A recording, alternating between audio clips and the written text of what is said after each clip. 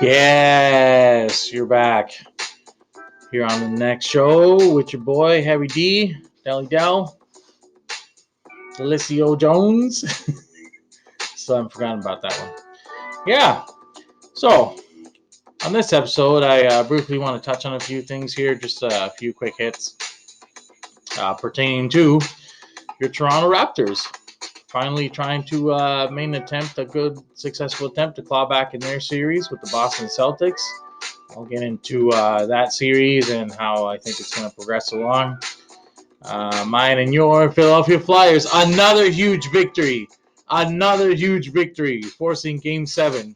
Sorry, Mikey. Sorry, not sorry. No, it is what it is.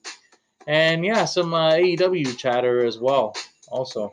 And all that and more coming up. So stick around. Let's get right into it then. So,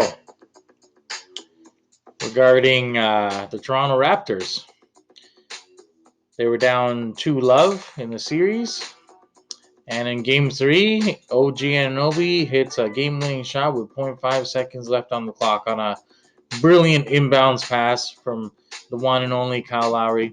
It's a great play, and it gave them a chance to win, and ultimately that's what they did. So a lot of naysayers, such as one Stephen A. Smith, had him written off already after being down 2-0. A lot of those same naysayers had him written off after being down 2-0 to Milwaukee. And how'd that work out for you, buds? Not well. So far, they're down 2-love. They're back in it 2-1. And who knows what's going to happen in Game 4. But you know what I do know? Is that they have this chip right here. This ring signifies that they've already done it last year. And they have a heart of a champion. And they know what it takes to get it done. So let's not come on shows like ESPN, Stephen A., and say, oh, that it's over for the Raptors just because they're down 2-love. And I bet you were one of those naysayers that was saying the same thing about them and the Milwaukee Bucks. So once again, how'd that work out for you, buddy? Oh, did the Bucks end up winning this after being up 2 in the series? No. Have the Celtics won this after being up 2-0 in their series? No. So let's not write off the Raptors so hastily right away, guys. It's a long series. It's a best of 7. And the Raptors are more than capable of taking down the Celtics, without question. So let's see how that one plays out. I called Raps in 6 anyways. So let's see what happens. It could be 6. It could be 7. We'll see. But ultimately, let's not write off Toronto yet. They're defending NBA champions for a reason. Let's not write them off, guys. Come on now. Enough with that chatter, please. And I said this in the YouTube highlights as well on ESPN. Like, come on, guys. Let's give it a rest here, Stephen A. He's any chance this man gets. I admire and respect this man, but any chance he gets to try and dump on the Raptors, he'll just take it. And every time, that's just bulletin board material. I'm here to say. So, and I'm going to be the one to be preaching that. So, keep it coming, Stephen A. They're just gonna keep proving you wrong every time you come out and spew some garbage like that, like you did. So, it is what it is. Moving on to the NHL playoffs. Oh man, and what an awesome game that was between Philly and the New York Islanders. Wow, a lot of back and forth play. Commentators and analysts are saying that these are two pretty evenly matched teams. I kind of see it that way. The Flyers definitely have an edge in goaltending. Varlamov has let in a few stinkers, and Grice is not an NHL starter caliber goalie. So maybe come this series, if the Flyers are able to pull it out in Game 7, are we questioning the Islanders' goaltending situation in a market that is going to be, compared to other years, the goaltending market in the NHL coming up in free agency is going to be loaded compared to other years. There's a lot of key starters and a lot of good players that are going to become available in free agency. So there's going to be a lot of goalie shifting. I've heard some rumors as well from TSN and other sources that Freddie Anderson out of the Leafs is going to be available as well. So there's going to be a lot of shifting, a lot of moving parts as far as the goaltending goes in the NHL. But one team I can tell you that isn't going to be in the market for a starting goaltender is the Philadelphia Flyers, because Carter Hart has been nothing short of sensational, especially at 22 years old. He's beating out grown ass men that should know how to score on a young goaltender. But he's out there putting in the work, and it shows. And hopefully he can move on to uh, a conference final series, which would be amazing for a rookie goalie to do that so quickly. I mean, we're talking about guys like Brodeur, Waugh here, so Luago. We're talking about potential phenom elite goaltending here if he keeps it up.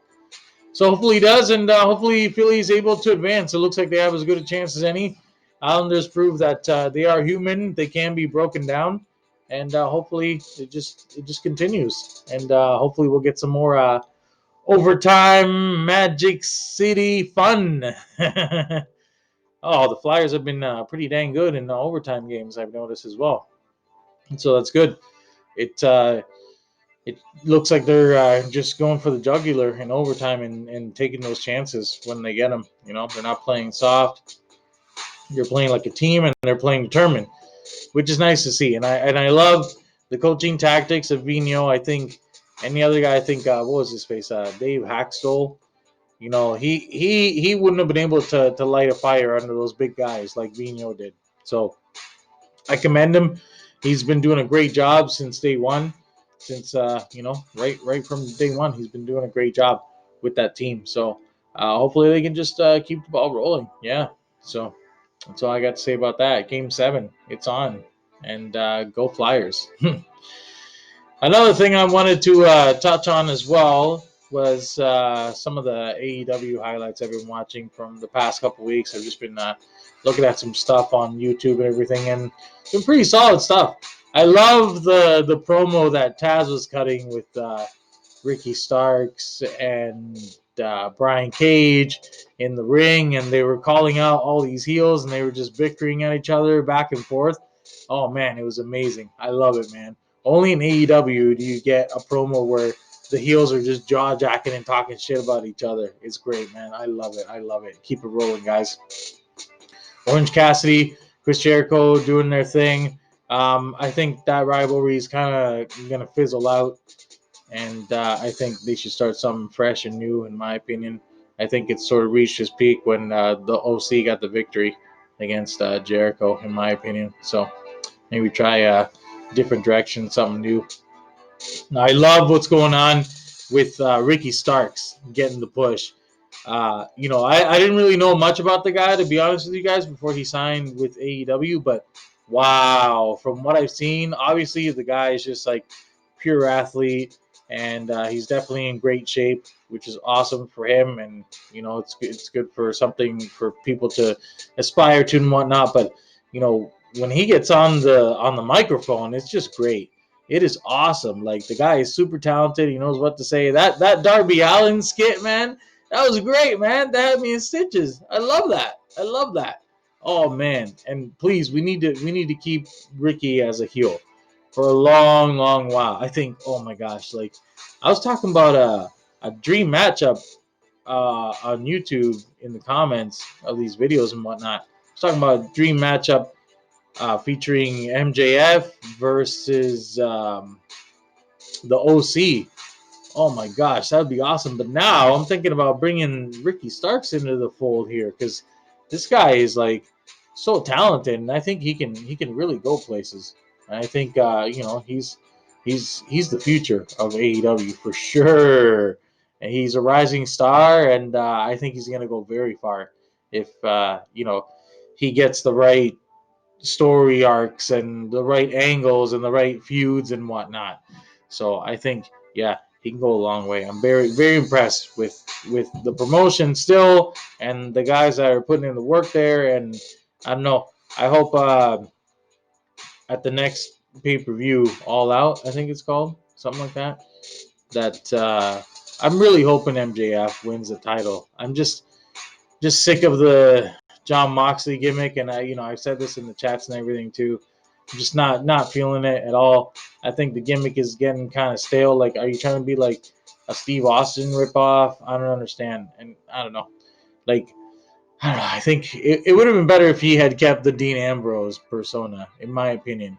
I thought that was a bit better. I thought when the John Moxley character first came out, yeah, like he was he was intense and he was violent and all the things you want to see in kind of a throwback wrestler type of mold from the Attitude Era of the WWE. But I don't know. It's just, and people have said this in the chats too. I've seen just the way he delivers it, the delivery. I don't know. Just something seems off. Something seems off about when this guy cuts promos. Hell of a wrestler for sure. Hell of a talent, but just the work on the microphone is kind of lacking when you're talking about guys like Ricky Starks, guys like Taz, even an old man like Jake the Snake Roberts, still able to get it done on the microphone. I could go. The list goes on and on and on with the talent they have. Jericho, I can go on and on. It just it needs a major improvement. And I think a title change would be nice for sure because I wouldn't want a guy that really doesn't have that type of polarizing charisma to be holding the title and to be at the press clippings and doing interviews and stuff like that. I don't know. It just seems like he's kind of trying too hard to be like this super intense kind of like character, but I don't know. It just doesn't come off right for me for whatever reason. So yeah, we'll see what happens moving forward. I'll definitely be keeping an eye on the pay per view for sure, and I hope MJF crushes it, buddy. Get her done. I hope we see a new world champion. I hope he can take the ball and have a nice long title reign too. He definitely deserves it. I mean, guy's still undefeated, so that's got to count for something, right? In any sport. So you know, let's make sure that we put him in a position to be a title contender, and let's make sure that he can get the job done and come out as the champion. Hopefully, I look forward to that. Guys, also, yeah. So the only other thing I wanted to mention is I got recently, as recently as a few weeks ago, got an invite to the NHL 21 beta test on PS4. So I'm playing it for a couple weeks now, and it's pretty good. It's pretty good, gotta say. If you guys are into the NHL series of video games or not, uh, it's pretty awesome. They re-engineered the skating physics, so it's definitely a lot better, a lot more realistic to what you see on TV and how it would be played in real life. So I like that. It's a pretty good game. I think I'm gonna buy the full version, but not until it goes on sale though, because I still got quite a bit to do with the NHL 20 game. So I'm still not even close to finishing up with that. So yeah, that's it, guys. That's all the things I wanted to touch on for this episode. Stay tuned as we roll along here with NBA playoffs, NHL playoffs, various other sports starting up, including. I got to speak on a little bit on what's going on with Messi. I'd be remiss being a big FC Barcelona fan. As far as I'm concerned, you know what? If anybody can pony up the King's ransom to buy him, take him, man. He had a great, nice long run with Barcelona, but he's getting older. He's not getting any younger, and I think it's time for him to get a change of scenery, and it's time for Barcelona to move on and show that they have the ability to rebuild and become a powerhouse in Champions Leagues again. So let's hope that they can do that with all that transfer money and bringing in the right pieces. They still have a lot of young talent, and they still have a lot of young talent that's coming up through the camp too. The young stars of Camp Nou as well. So they're not exactly slouching when it comes to signing free agents and scouting and whatnot as well. So I think just cut ties with Messi. It was a nice long run. Make sure you retire his number. Do a tribute video for him when he comes back to play against you, Champions League matches, whatever. Do what you got to do to honor this man. Do it proper, but make sure you do that. And yeah, just get that big transfer money and do what you got to do to recoup and bring in new young players and start giving them the reps that they need to become better, just like Messi did once upon a time. All right, guys, that's it. So I wanted to touch on. Stay tuned for the next episode. Like, share, and subscribe. As always, I want to give a huge shout out to my wifey, Kirsten. The show would never be possible without you. I love you, boo. Thank you so much. And my baby daughter, my boo, the apple of my eye, Sophia. Daddy loves you so much. I love you, girl. I hope you watch this and stay tuned for the next episode of the next show.